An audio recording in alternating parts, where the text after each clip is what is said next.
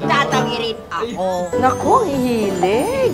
Talaga naman. O, pwede ba, Badong, patawarin mo na si Goryo? Kung ikaw nga, dahil mong kasalanan sa akin, agad kita binatatawad eh. Oh, kaya naman pala. Kita mo na. Magkamay kayo, magkamay kayo. Sige na, baba mo din. Sige na, sige na, sige na, sige na. Para sa inyong tatlo, sige na. Kalimutan na natin yun. Oh, Salamat, Badong. total naman, nababalitaan ko rin yung mga pagtulong niya sa mga taga rito sa atin. Sige na, kalimutan na tayo. Oo. Pero may isang request lang ako lang. Ano yun? Ano Na ano? Maghawak-hawak kayo ng kamay. Ano naman yan?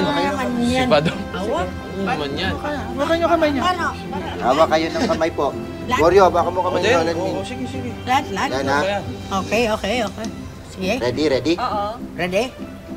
Let's just, oh Lord, na sana magtuloy-tuloy na ang pagbabago ni Goryo at maging tamang landas ang kanyang tahakin. Amen. Amen. Amen. Amen. Dagdagan ko lang.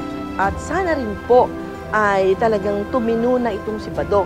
At sana rin po ihanap na po niyo siya ng mapapangasawa. Ayun lang. Yan, yan.